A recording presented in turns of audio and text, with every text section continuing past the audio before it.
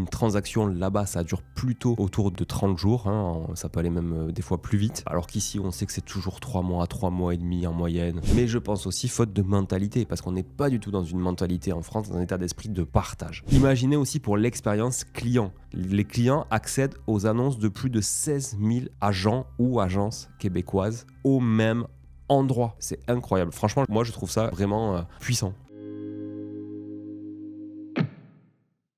Salut tout le monde, j'espère que vous allez bien de l'autre côté de l'écran ou de l'autre côté du téléphone, de votre voiture ou autre, peu importe où vous écoutez le podcast. En tout cas, j'espère que vous allez bien. Il n'y a pas longtemps que je suis rentré du Canada, j'ai passé une dizaine de jours là-bas. Je vous parlerai d'ailleurs d'un projet très prochainement autour de ça. Donc, j'ai fait pas mal de visites d'ailleurs IMO. Je pourrais vous en parler ou non, je sais pas, mais un peu plus tard. En tout cas, aujourd'hui, je voulais vous parler d'un sujet qui était très intéressant, je trouve, à traiter justement par rapport au Canada et à l'investissement immobilier, mais l'immobilier plutôt au sens large et même plutôt la transaction immobilière, comment ça se passe là-bas, comment ça se passe ici. Je pense qu'on a beaucoup à apprendre du modèle nord-américain de manière générale. Alors c'est pas propre au Canada d'ailleurs, hein. C'est plutôt un modèle très, très nord-américain, et sûrement aussi dans d'autres pays du monde, mais je ne vais pas en parler parce que je ne maîtrise pas forcément le sujet. Mais si vous avez en tout cas des exemples dans d'autres pays de fonctionnement différents de celui de la France en matière de transactions, etc., n'hésitez pas à vous manifester dans les commentaires et à nous faire part justement de tout ça, parce que c'est intéressant d'enrichir, je trouve, tous ces sujets-là, en tout cas notre esprit de tous ces sujets-là. Voilà. Donc Montréal, c'est une ville chère à mon cœur.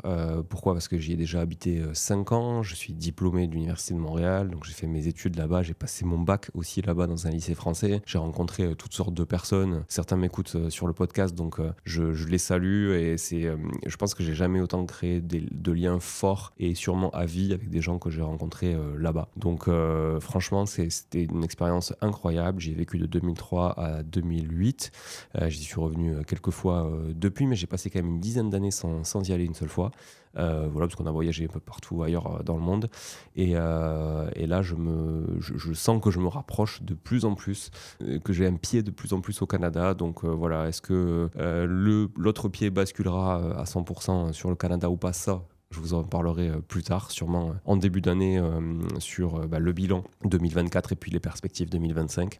Mais en tout cas, aujourd'hui, il s'agit plutôt d'un constat sur la transaction, comme je disais, immobilière. Donc, comment fonctionnent les courtiers immobiliers là-bas versus les agents immobiliers ou les agences immobilières ici. Donc voilà, là-bas aussi, on a des agences immobilières et des courtiers en immobilier. On n'appelle pas ça des agents, on appelle ça des courtiers. Comme nous, on appelle ça aussi des courtiers en financement ici. Là-bas, ils le font sur la partie immobilière. Voilà. Qu'est-ce qu'on peut se dire sur ce que j'ai appris là-bas ? Je vais parler du fonctionnement québécois, en l'occurrence, puisque mon expertise mon expérience en tout cas vécue était à Montréal. Donc, sans rentrer forcément dans le détail de la durée d'une transaction, parce que déjà, ce qu'il faut savoir, c'est qu'une transaction là-bas, ça dure plutôt autour de 30 jours, hein, ça peut aller même des fois plus vite, alors qu'ici on sait que c'est toujours 3 mois et demi en moyenne, entre les délais de préemption de la mairie plus les délais pour déposer un dossier à la banque. Souvent c'est 1 mois pour déposer un dossier, puis après c'est 1 à 2 mois des fois pour avoir, ça dépend aussi si on est en août, s'il y a les vacances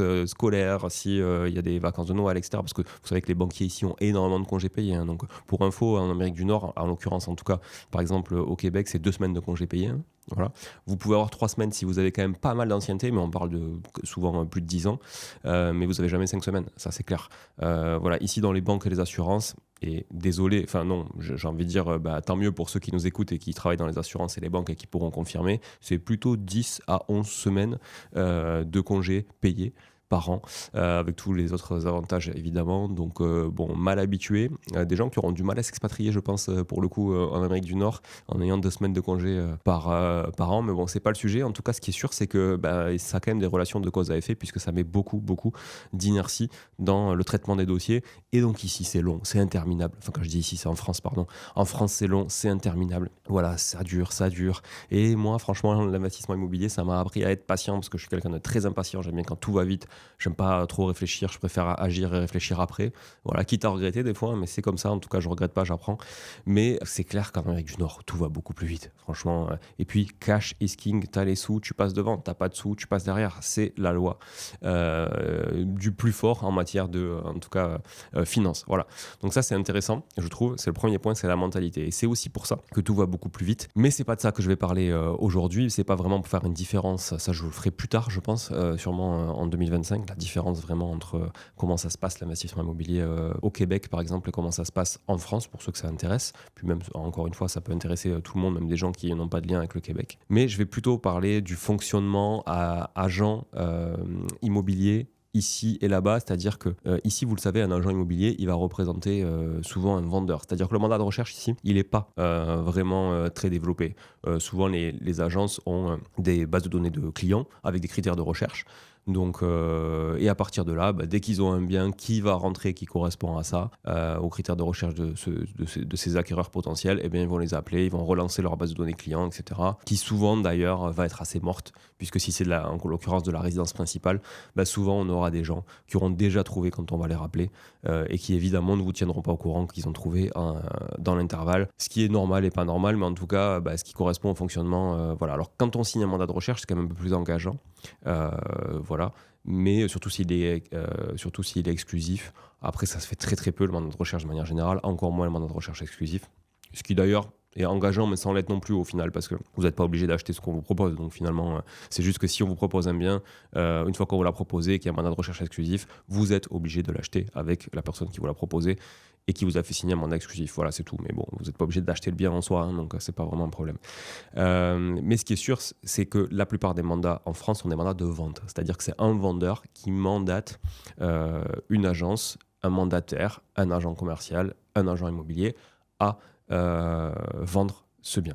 Donc ça veut dire quoi ? Ça veut dire que l'agent immobilier qui rentre en mandat de vente, il travaille pour le vendeur, puisque c'est le vendeur qui le mandate. Mais malgré tout, c'est lui qui va diffuser l'annonce et c'est lui qui va collecter des acquéreurs. Donc qu'est-ce qu'il fait ? Indirectement, il va aussi travailler pour l'acquéreur, puisqu'il va devoir mettre en relation un acquéreur avec un vendeur, négocier dans les intérêts du vendeur, mais finalement, indirectement, il va devoir aussi négocier pour les intérêts de l'acquéreur s'il veut que la vente se fasse. Donc il y a quand même, je trouve, un espèce de conflit d'intérêts avec les intérêts de l'agent immobilier au milieu, ou de l'agent commercial. Je vais utiliser agent immobilier, même donc pour les puristes, voilà, je connais bien la différence entre un agent immobilier, un agent commercial, un mandataire, etc. Mais on va utiliser le terme agent immobilier de la même manière qu'on va utiliser le terme courtier immobilier pour parler du Québec. Donc un agent immobilier en France va avoir une position un peu cul entre deux chaises, on va dire, qui est une expression française pour le coup, en travaillant à la fois pour le vendeur et à la fois pour l'acquéreur. Donc imaginez un vendeur qui veut vendre au meilleur prix, imaginez un acquéreur qui veut acheter au meilleur prix, donc ça veut dire le prix le plus bas, alors que d'un côté on a le prix le plus haut, et l'agent immobilier qui lui veut clôturer un mandat le plus vite possible, déjà pour pas se faire dépasser par la concurrence, et puis aussi pour éviter de faire le moins de visites possible, d'aller repayer aussi des frais d'annonce, ou que ça lui prenne une place sur son pool d'annonces qu'il achète sur le Bon Coin, Sologer, etc. Donc il y a vraiment déjà une différence de mentalité claire entre les deux fonctionnements. Pourquoi ? Parce qu'au Québec et en Amérique du Nord de manière générale, aux États-Unis c'est pareil, on a un représentant agent, donc courtier, vendeur, et un courtier acheteur. Et ils se partagent la commission 50-50. Ça, c'est acté, c'est dans les mœurs. Je ne sais pas si c'est une obligation d'ailleurs ou pas, mais en tout cas, c'est acté, c'est régi. Vous partagez la com. Donc, une com moyenne, par exemple, au Québec, c'est 5%. Voilà, c'est rarement plus quand même. Hein. C'est plus faible. Les honoraires d'agent sont plus faibles qu'en France. Parce que nous, sur les petits montants, on est quand même très, très élevé. Mais par contre, sur les gros montants, peut-être, je pense, ça doit être un peu kiff-kiff. Montant moyen, gros montant, ça doit être kiff-kiff. Donc, ça veut dire que un courtier rentre un bien immobilier, par exemple, à 5% d'honoraires. Et derrière, n'importe quel agent peut lui amener un acquéreur et va défendre les intérêts de l'acquéreur alors que lui va défendre les intérêts de son vendeur. Ils vont partager la com. Donc ils ont un vrai intérêt à se mettre d'accord, chacun en défendant les intérêts de leur client. C'est un peu en mode avocat finalement, chacun son avocat. Donc ça, je trouve que le fonctionnement est plutôt cool. parce qu'il n'y a pas de conflit d'intérêt. Et alors en ce moment, je vois beaucoup de publications sur les réseaux sociaux sur l'augmentation des tarifs Le Bon Coin, l'augmentation des tarifs du groupe Se Loger qui fait rentrer les particuliers à la place, en plus des agences professionnelles. Tout le monde dit qu'il faut aller sur Bien Ici parce que Bien Ici c'est pas cher, c'est que pour les pros, etc. Donc je vais m'arrêter aujourd'hui sur ce sujet précisément, le fonctionnement de la publicité en matière de transactions immobilières. Comment on diffuse des annonces et comment ça marche en France versus au Québec. Donc au Québec, comme aux États-Unis, le principe du MLS, Multiple Listing Service, est de rigueur. C'est-à-dire que c'est une organisation de services inter-agences qui permet d'accéder à absolument toutes les annonces du marché, ainsi que tout un tas de services pour favoriser l'inter-agence. C'est un fonctionnement qui a vraiment fait ses preuves en Amérique du Nord, qui peine énormément à se développer en France. Parce que pourquoi ? Faute d'encadrement. Clairement, il n'y a pas d'encadrement, mais je pense aussi faute de mentalité, parce qu'on n'est pas du tout dans une mentalité en France, dans un état d'esprit de partage. Voilà. Donc première chose, c'est système MLS, avec ce listing multiple qui est à disposition de tout le monde, toutes les agences, tous les agents, c'est top. En somme, c'est quoi ? C'est une sorte de base de données unifiée pour toutes les annonces immobilières qui sont de vigueur dans la province ou dans le pays et qui sont mises en ligne par des professionnels de l'immobilier. Ça représente un sacré avantage pour les acheteurs déjà parce qu'ils peuvent consulter l'étendue d'un marché sur une seule et même plateforme. Imaginez si en France, on pouvait avoir une seule plateforme sur laquelle on avait toutes les annonces immobilières de France et de Navarre. Ça serait vraiment, vraiment trop cool. Plutôt que de se disperser. Ah ouais, mais tiens, il y a une agence qui ne publie pas sur Le Bon Coin parce que du coup, c'est trop cher. Donc, elle privilégie Bien Ici. Donc, ok, il faut aller sur Bien Ici. Mais Bien Ici, j'aime pas l'interface. C'est trop chiant. Et puis, il faut aller sur Se Loger. Mais Se Loger, attends, il y a des particuliers, il y a des professionnels comme sur Le Bon Coin. C'est la galère. Je suis perdu. Je sais pas qui vend quoi, etc. Il y a des multiples annonces partout. Donc, je la retrouve là, je la retrouve ici. Ah, puis attends, je suis allé sur le site d'une agence. Ils n'ont pas diffusé sur les plateformes. Donc, je suis obligé d'aller sur chaque agence vérifier s'il n'y a pas des biens qui peuvent m'intéresser parce qu'ils n'ont pas diffusé sur les annonces. Pourquoi ? Parce que c'est trop cher pour une agence, et on le verra tout à l'heure, d'aller diffuser les biens sur les annonces. Donc c'est galère. Au Québec, il y a une plateforme qui s'appelle centris.ca. On vous met le lien dans la description de l'épisode. Ce qui est une plateforme réservée aux courtiers immobiliers, donc les agents, qui sont membres de l'Association professionnelle des courtiers immobiliers du Québec, l'APCIQ. Et eux seuls peuvent publier des annonces. Donc il n'y a pas de particulier, par exemple. Il n'y a que les membres de cette association, donc les courtiers immobiliers professionnels du Québec qui peuvent publier sur centris.ca. Centris utilise le système, comme je le disais, MLS. Ça permet un partage d'annonces entre tous les courtiers immobiliers et ça facilite vraiment grandement la coopération et la visibilité des agences. Ça, c'est vraiment un point crucial. Imaginez aussi pour l'expérience client. Les clients accèdent aux annonces de plus de 16 000 agents ou agences québécoises au même endroit. C'est incroyable, c'est incroyable. Franchement, je trouve ça vraiment... c'est puissant, c'est très puissant par rapport à ce qu'on peut voir en France. En France, le MLS n'existe pas, clairement pas. Chaque plateforme a son propre catalogue. Chaque agence n'a pas d'obligation de collaboration, ce qui est clairement pas à l'avantage ni des vendeurs, qui pourraient vendre beaucoup plus facilement grâce à la collaboration entre agences, ni des acquéreurs qui pourraient accéder à beaucoup plus d'annonces parce qu'il y a des agences qui font de la rétention aujourd'hui, qui ne veulent pas faire de partage, etc. Et ça bloque clairement les acquéreurs. La plupart des plateformes permettent aux particuliers de mêler leurs annonces, souvent dégueulasses d'ailleurs, avec celles des professionnels, ce qui brouille un peu le marché. Au Québec, les courtiers, ils paient une adhésion et des cotisations à cette fameuse association, la PICQ, ce qui leur permet d'accéder à tout un tas de services, dont des outils tels que Centris. Parce que ce qu'il faut savoir, c'est que la diffusion d'annonces, du coup, elle est gratuite, ou en tout cas, elle est incluse dans ces cotisations qui payent l'adhésion à l'association, plus les cotisations. Donc en fait, c'est tous les courtiers qui paient pour l'utilisation de Centris. Et ça s'élève à quelques centaines de dollars canadiens par an, si je ne dis pas de bêtises. Donc ça inclut aussi d'autres outils. Puis ça dépend aussi de... Évidemment, je pense qu'il y a des offres à tiroir, mais en tout cas, c'est quelques centaines de dollars par an dont on se parle, pas grand-chose. À titre de comparaison, Le Bon Coin facture autour de 90 € hors taxe la publication d'une annonce en one-shot, une fois, sans rien, sans option de remise à la une des annonces, de remontée des annonces, de mise en avant, etc. Donc imaginez, d'ailleurs, il y a quelques années, c'était 45 €. Imaginez comment les tarifs ont doublé en quelques années pour des agences immobilières qui n'ont pas doublé leur commission, très clairement. Et même d'ailleurs, le sens de l'histoire de la transaction immobilière, c'est plutôt de baisser le prix des honoraires d'agence. Chez Artae, par exemple, en toute transparence, on paie 8 460 € par an pour 15 annonces sur Le Bon Coin. Puis après, on ajoute les abonnements à Se Loger, Bien Ici, d'autres plateformes, etc. Belle Demeure, si on veut être sur des biens d'exception, etc., etc. Ça se compte en dizaines de milliers d'euros pour des agences de taille moyenne qui diffusent sur de multiples plateformes.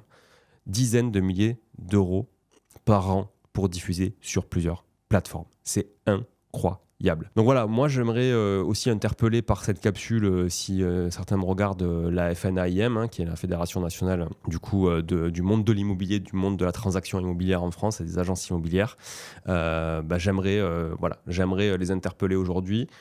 Est-ce qu'il n'y a pas une solution qui pourrait être envisagée? Est-ce qu'il n'y a pas des fonctionnements qui pourraient être envisagés pour unifier justement toute cette publicité autour des annonces immobilières? Parce que clairement, en matière d'expérience client, et c'est ça qui compte aujourd'hui plus que tout, et c'est ça qui devrait toujours compter, c'est le client. Est-ce qu'il n'y a pas un truc à faire pour justement fluidifier tout ça, créer plus de partage? Clairement, il y a, je pense, un problème de mentalité française sur le partage, parce que tout le monde veut toujours un peu garder un petit peu son précaré et son gâteau et sa part du gâteau, alors qu'on aurait tous intérêt, je pense, à aller faire plus de partage de manière générale et surtout à défendre des intérêts clairs, à savoir ceux du vendeur ou ceux de l'acquéreur. Voilà, je jette un pavé dans la mare, mais qui sait, peut-être que les mentalités évolueront. En tout cas, si vous avez des feedbacks à nous faire sur d'autres fonctionnements dans d'autres pays, ou que vous êtes même au Canada, aux États-Unis, en Amérique du Nord de manière générale, et que vous avez du feedback à nous faire là-dessus aussi, si vous avez vécu la différence entre les deux mondes, n'hésitez pas à nous laisser des commentaires sur les réseaux sociaux si vous nous écoutez en podcast. Nous envoyez aussi vos retours d'expérience par email avec grand plaisir. Pour envoyer ça à laura@artae.imo. Si besoin, elle va aussi récupérer tout ça et puis je pourrais en parler aussi et partager les témoignages clients sur un futur épisode. Et puis sur YouTube, n'hésitez pas à réagir en commentaire également. Voilà, on y répondra avec grand plaisir. On pourra aussi débattre de tout ce fonctionnement dans les commentaires. Voilà, et puis mettez-nous des pouces, c'est cool, où que vous soyez, des avis 5 étoiles aussi. Et je vous remercie encore d'être toujours plus nombreuses et nombreux à l'écoute de ce podcast chaque semaine. Et je vous dis à bientôt. Ciao, ciao.